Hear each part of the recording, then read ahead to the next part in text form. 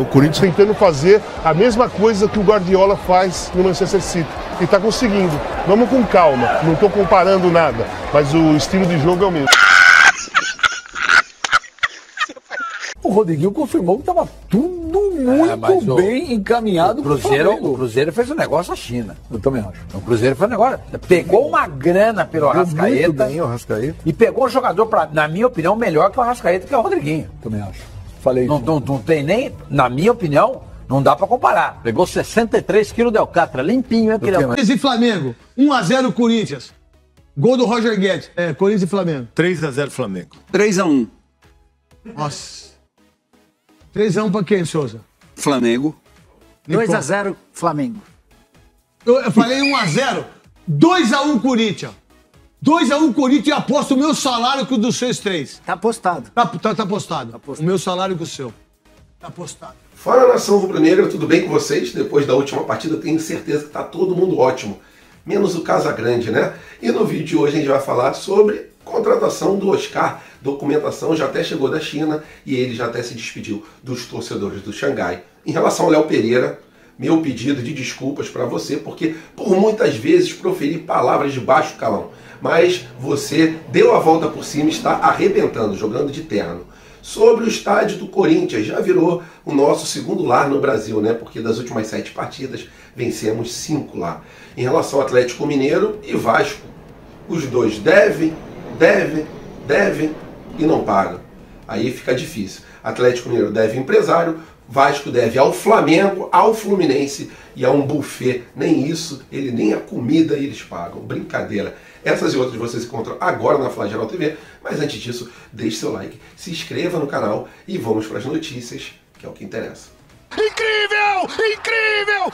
Nada é impossível! Isso aqui é Flamengo! Nação rubro-negra, eu devo um pedido de desculpas pro Léo Pereira. Com certeza já saíram várias palavras chulas da minha boca direcionada a esse jogador, mas há um tempo atrás. Eu acredito que a maioria da torcida do Flamengo também deve estar fazendo uma fila para pedir desculpa pro Léo Pereira. Apesar de que antigamente ele não jogava bem, não estava com futebol na ponta dos cascos. E hoje em dia, depois da chegada do Dorival Júnior, ele com o Davi Luiz fazem uma dupla ali que é a menos vazada em relação aos zagueiros e que praticamente não perdeu nenhum jogo. Na verdade, se eu não me engano, só empatou um jogo e ganhou o restante dos jogos jogando com essa dupla. E aí? Que dupla é essa, hein?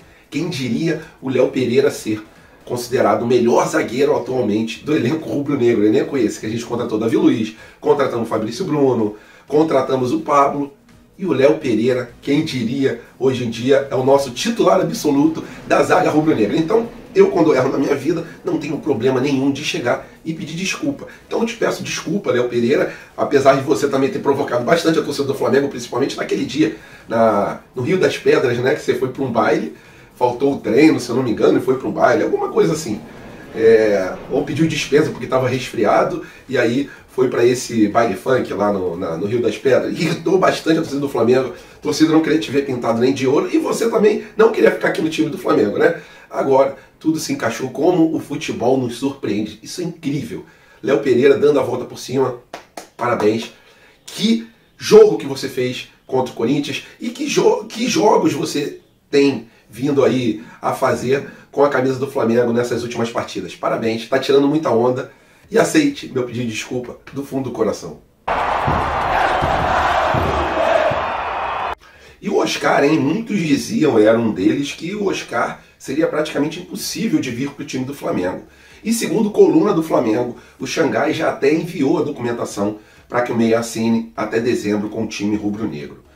Oscar até mesmo já se despediu nas redes sociais dos torcedores do Xangai. Ele agradeceu, falou que era um até breve, né, que ama os torcedores do Xangai. Mas a gente já sabe, né, galera, que ficar aqui no Brasil, para o jogador não treinar, não jogar, seria pior para o Xangai do que ele vestir o manto sagrado. E hoje em dia é isso que aconteceu nas negociações. O jogador vai jogar até dezembro aqui no Flamengo. Muitos torcedores reclamam dessa situação porque o Flamengo vai pagar um salário alto para ele. Não que ele ache que é alto, né? Porque ele ganhava mais de 10 milhões de reais. É o prêmio aí para se passar para a semifinal da Libertadores, é o que ele ganha por mês no Xangai. Ele abriu mão disso, vai receber 1/10 do que ele recebia. Aqui vai receber em torno de 1 milhão e 400 mil. Lá ele recebia em torno de 10 milhões e 400 mil, mais ou menos, né? É um valor muito alto. Um valor muito alto. Um jogador que, para mim, vai fazer a diferença.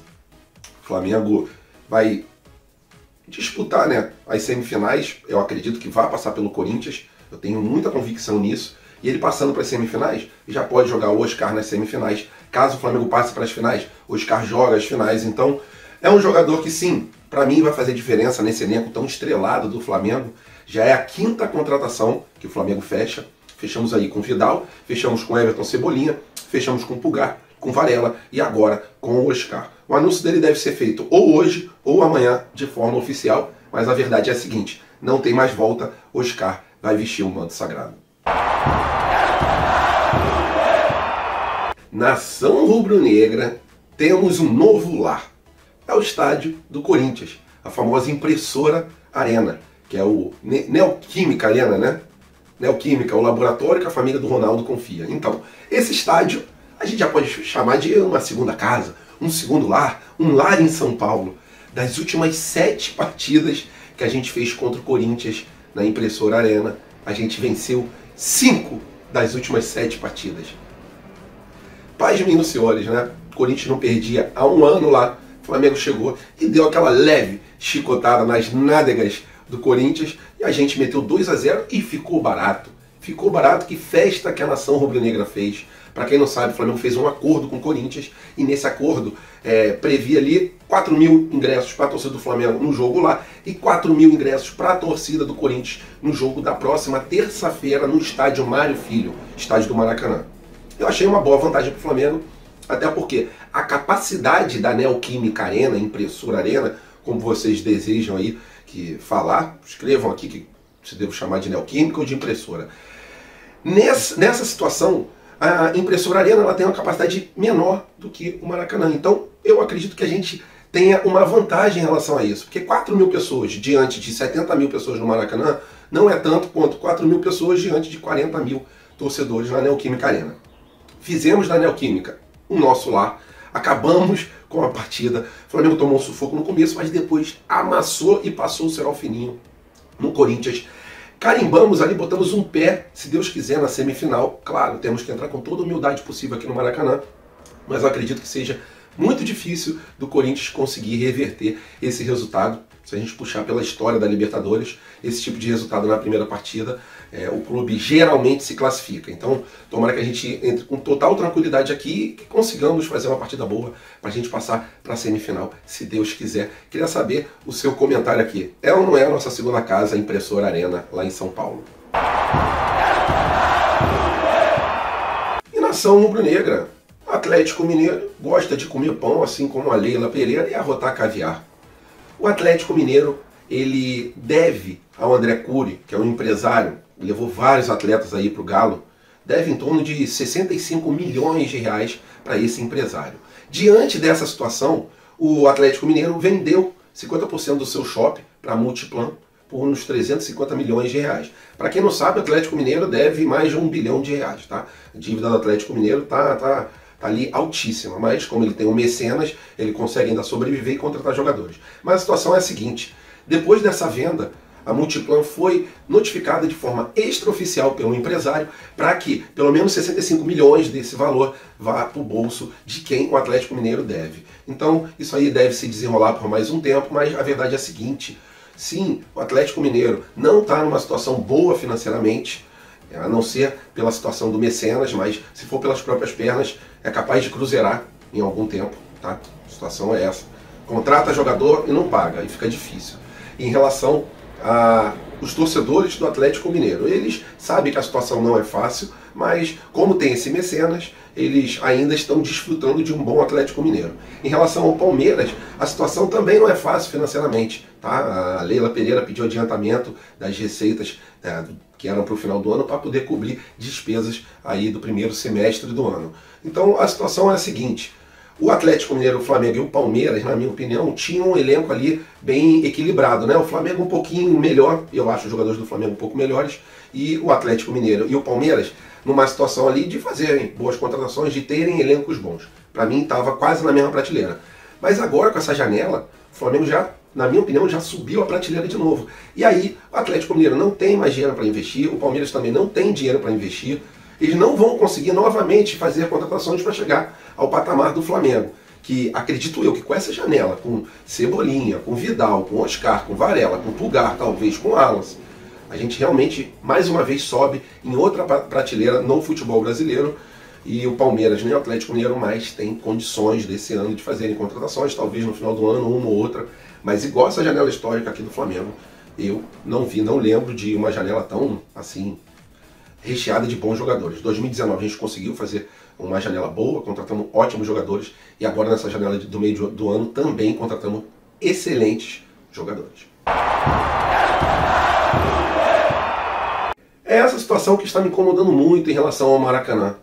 O Flamengo joga no Maracanã, administra o Maracanã, gasta dinheiro com o gramado do Maracanã. Fluminense, idem também, gasta dinheiro lá, e os políticos vêm e se metem para permitir o Vasco jogar a hora que quiser. Para quem não sabe, o Vasco ainda deve para o time do Flamengo e também para o Fluminense em torno de R$250 mil referente a aluguel do Maracanã. Mas não é só por aí que as coisas param, não. Existe um buffet que foi contratado para a última partida contra o Sport, onde o Vasco ainda deve para esse buffet em torno de cento e poucos milhões de reais. Cento e poucos mil reais, me desculpa. Cento e poucos mil reais. Em torno de 119 mil reais. E o Vasco não paga. Complicado, cara. Complicado. Aí o Vasco vai chegar, vai querer usar o Maracanã, e os políticos vão se meter de novo e falar, não, pode usar o Maracanã. Já saiu até um ofício aí de que sim, o Vasco pode usar a hora que quiser o Maracanã. É o famoso devo, não nego e pago quando puder. Peço muito a Deus para que os clubes brasileiros comecem a se acertar financeiramente, assim como foi o time do Flamengo, porque isso eleva o nível do futebol brasileiro e não baixa o nível do futebol brasileiro. É sacanagem você alugar um estádio e não pagar. É sacanagem você alugar um buffet onde tem uma empresa que depende daquele valor e você não pagar. Difícil essa situação. E o pior ainda é ser obrigado a deixar o Vasco jogar no Maracanã. Não vejo outro caminho a não ser um estádio próprio para ontem. Valeu, nação rubro-negra, tamo juntos, fiquem com Deus, até a próxima e fui!